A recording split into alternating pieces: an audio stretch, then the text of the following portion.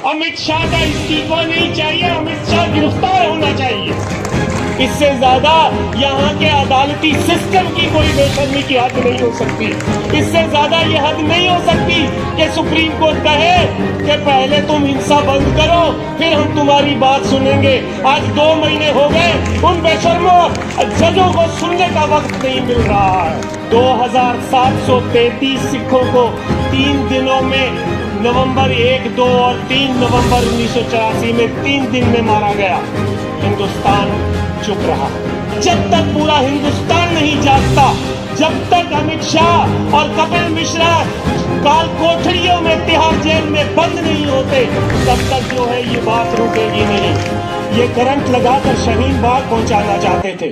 शाहीन बाग का करंट इनको लग गया और कम रहा, कांप रहे।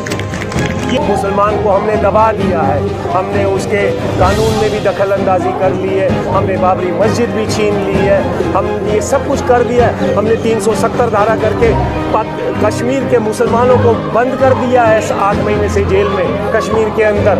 तो ये कुछ नहीं कर पाएंगे। लेकिन अभी जो ये पीसफुल तरीके से मुसलमान इकट्ठे हुए, ये घबराए हुए हैं।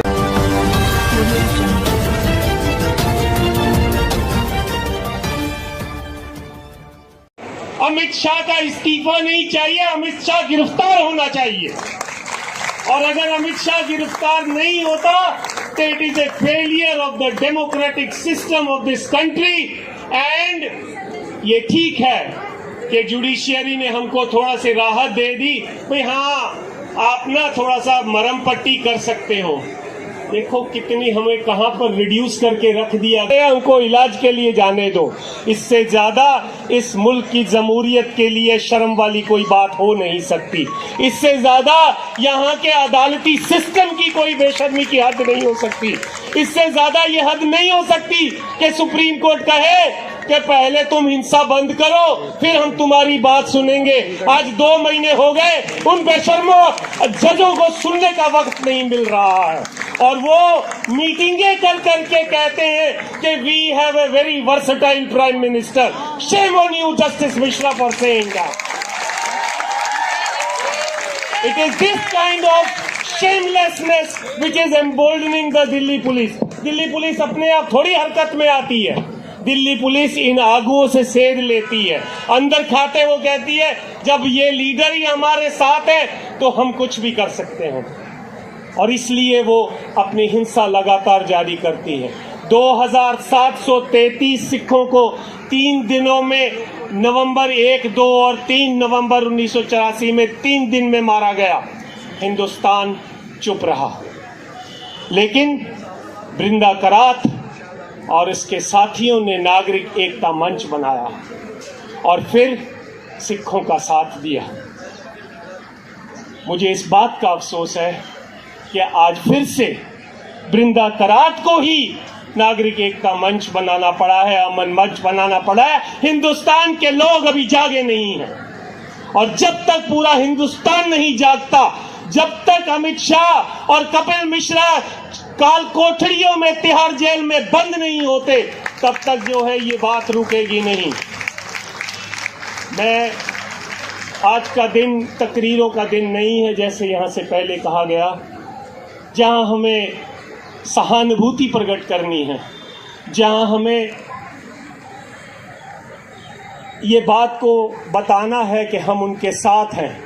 लेकिन आज ज़रूरत है कि उन मुसलमान भाइयों और बहनों के घरों तक पहुंच के उन्हें हिफाजत की जगह पर लेके जाया जाए। मुझे बताते हुए अच्छा लग रहा है कि दिल्ली गुरुद्वारा प्रबंधक कमेटी ने अभी कुछ घंटे पहले ऐलान किया है कि दिल्ली के सभी गुरुद्वारे जहाँ जहाँ भी हैं वो खोल दिए जाएंगे और सभी जो है लोग वहाँ पर पहुँचा सकते हैं। मैं अमन कमेटी से भी बेनती करूँगा कि उन गुरुद्वारों के जो मैनेजर्स हैं, एक्टिविस्ट्स हैं, लीडर्स हैं, उन तक संपर्क किया जाए। और मैं यहाँ पर मौजूद तो नहीं था, लेकिन मैंने एक एक अक्षर पढ़ा है PUCL की report who are the guilty का, और एक एक अक्षर पढ़ा है नागरिक एकता मंच के प्रोग्राम का।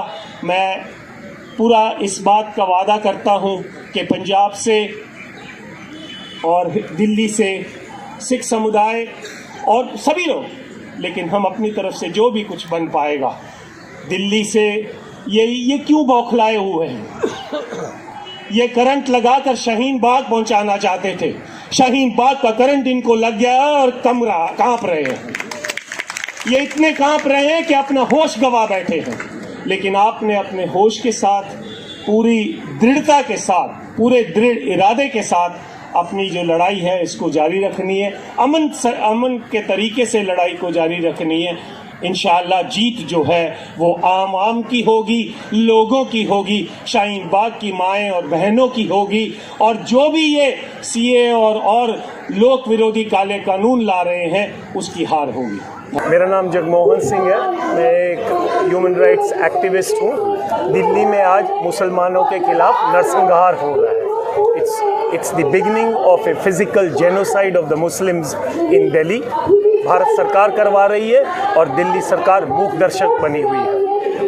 तो दिल्ली को जिस तरह से 84 में हुआ था, सिखों के साथ जो दंगा हुआ था, आज उसी तरह की आज मुस्लिमों के साथ देखने को मिल रहा है। बिल्कुल, उस समय भी ये दंगा नहीं था, ये एक तरफा लड़ाई थी। सारा हजूम पुलिस के साथ मिलकर, पैरामिलिट्री के साथ मिलकर, सरकार से सपोर्ट लेकर, राशन कार्ड लेकर, सिखों के घरों की पहचान करके उन पर हमला किया जा रहा था। गरीब सिखों को मारा जा रहा था, अमीर सिखों का नुकसान किया जा रहा था। उसी तरीके से आज फिर से मुसलमान के घरों को पहचान कर गरीब मुसलमान को मारा जा रहा है और मिडिल क्लास और अमीर मुसलमान के घरों को, मस्जिदों को, मदरसों को आग से फूंका जा रहा है। उनकी कमर तोड़ने की कोशिश की जा रही है। जिस तरह से एक पुलिस का जो बर्बरता चेहरा निकल के आ रहा है, जिस तरह से पीटा जा रहा है, तो उन पे पिछले 70 सालों से इस मुल्क ने पुलिस को सुधारने के लिए कोई काम नहीं किया है। अनगिनत कमीशन बैठे हैं, अनगिनत लोग बैठे हैं, लेकिन किसी ने कोई काम नहीं किया।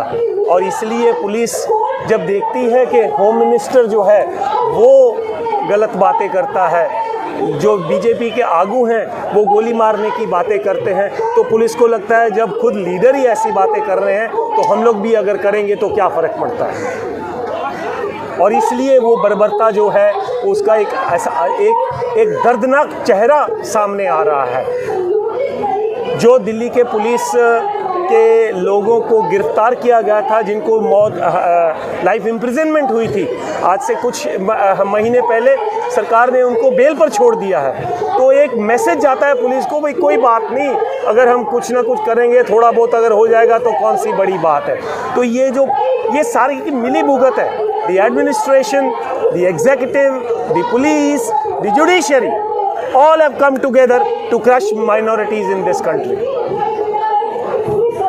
And the minorities have to come together. All minorities will have to collect together and give a befitting response to the government of the day. क्या जो इसमें जो सामने चेहरा दिख रहे हैं, क्या उन पर कार्रवाई होगी? क्या जो इस तरह के पुलिस के चेहरे हों, चाहे कोई हिंदुस्तान का इतिहास इस बात का गवाह है कि यहाँ पर कार्रवाई इतनी आसानी से नहीं होगी, ये इतनी जल्दी भी नहीं होगी। लेकिन हमने अपना संघर्ष जारी रखना है। नस्लकुशी, जेनोसाइड, नरसंहार जब होता है तो कई दहाके लड़ाई लड़नी पड़ती है।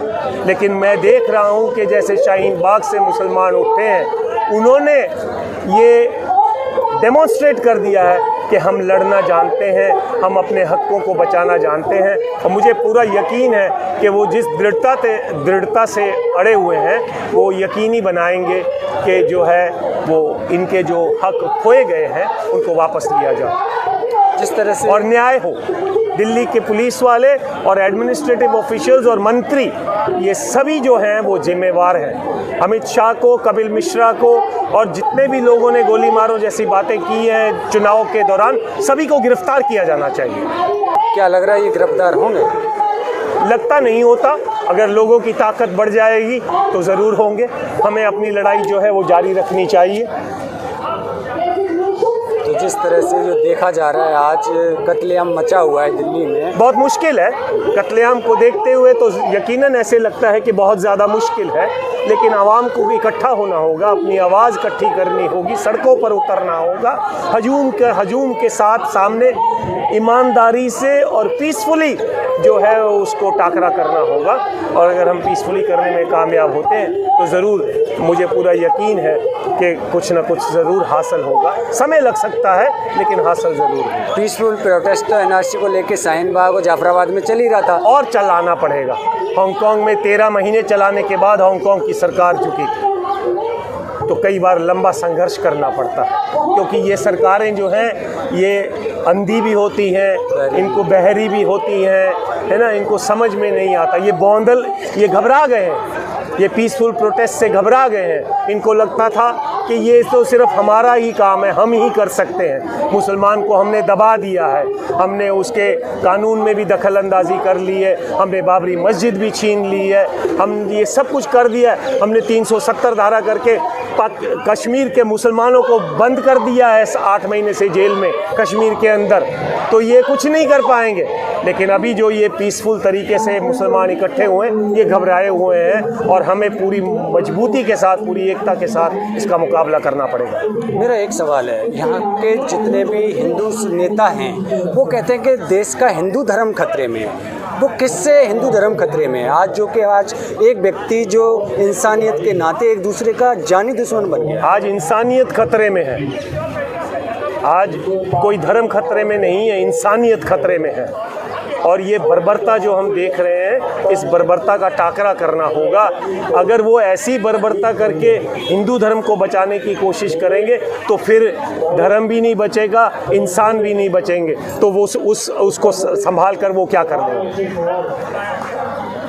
तो एक देश की जनता और देश की आवाम को क्या अपील देना चाहेंगे और कि इस तरह के माहौल को रोका जाए? मैं यही अपील करना चाहूँगा कि हर मुद्दे का हल टेबल पर किया जा सकता है, हर मुद्दे के हल बातचीत से हल हो सकता है। तुम किसी भी कौम को, चाहे सिखों को, चाहे मुसलमानों को, चाहे कश्मीर के लोगों को, चाहे नागालैंड के लोगों को, चाहे तमिलों को दबाने की कोशिश करोगे तो रिएक्शन होगा।